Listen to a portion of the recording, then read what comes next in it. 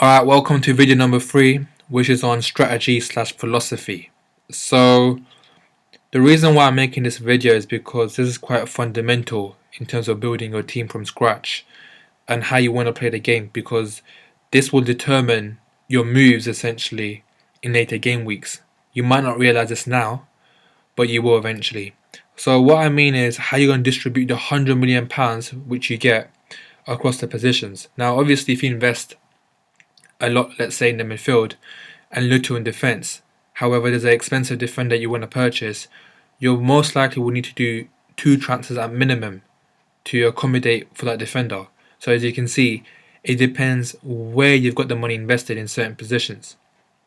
Now, before I talk about my personal philosophy and the kind of philosophies and strategies I've seen other people play with and who have been successful, aka win their leagues, there's one thing I want to stress is you might want to kind of have a rough idea what formation you want to play in fantasy. So, like I said, this is an attacking game. Do not play 5 defenders. It's very rare you're going to see someone throughout a season consistently putting 5 defenders in the first 11.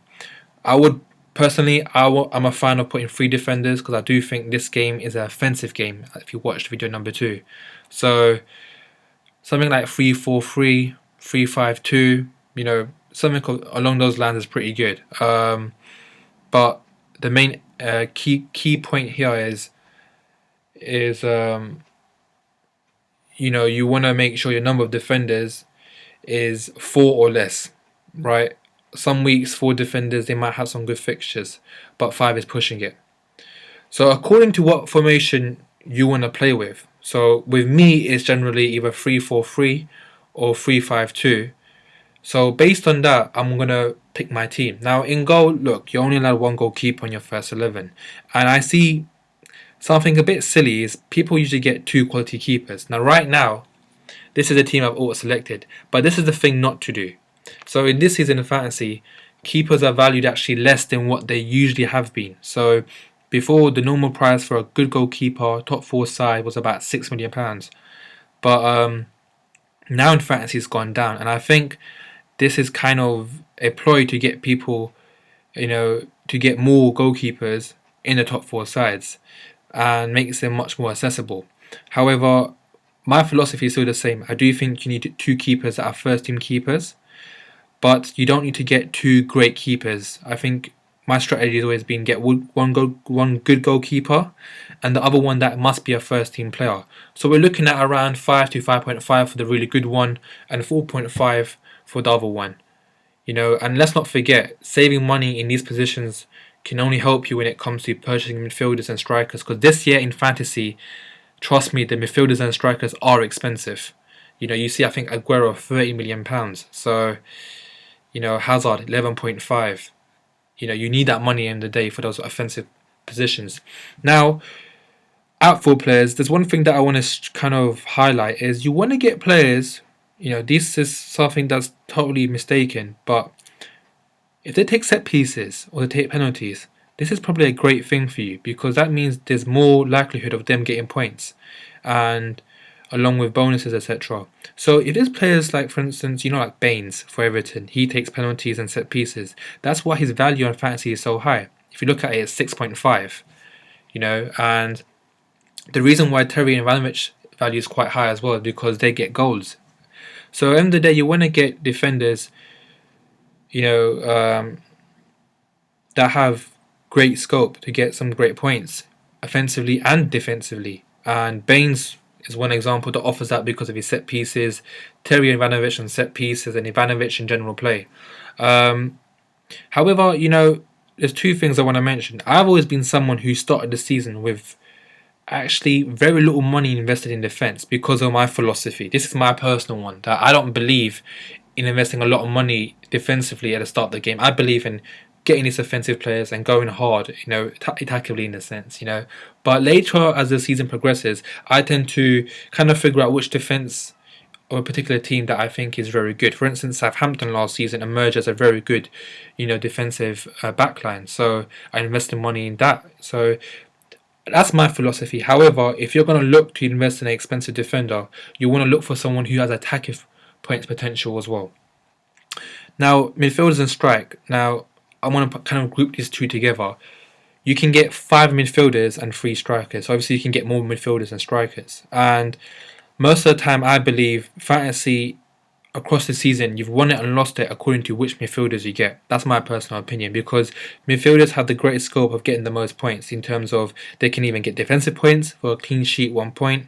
They tend to get more bonuses as well. If you see a midfielder score and a striker score, usually the defender will get more bonuses. Similarly for defenders, if they score, they tend to get bonuses most of the time. So, so I think midfielders generally have a higher chance of getting more points than strikers, and obviously, in terms of points for goals scored, midfielders get 5, strikers get 4. So, you know, that's one thing to mention. That's why a lot of people, although it's risky, captain midfielders for that very reason. Similarly, again, about set pieces, Hazard takes penalties, for instance, for Chelsea, which is why he got a great number of points last season. Sanchez, however, I mean, he took one against QPR and he missed, but generally it is Cazorla. So, the point I want to make is you want to be investing very well in your strike and in your midfield, and depending on the money and which players you want to go for, because like I said, a lot of these players are expensive. You're going to end up in a situation where you haven't got the greatest money left in the account to get another great striker or another great midfielder. But the thing I want to stress is you want to get someone of quality first team, and you're far better off getting a player which is attacking rather than a defensive midfielder that plays for like a top 4 team.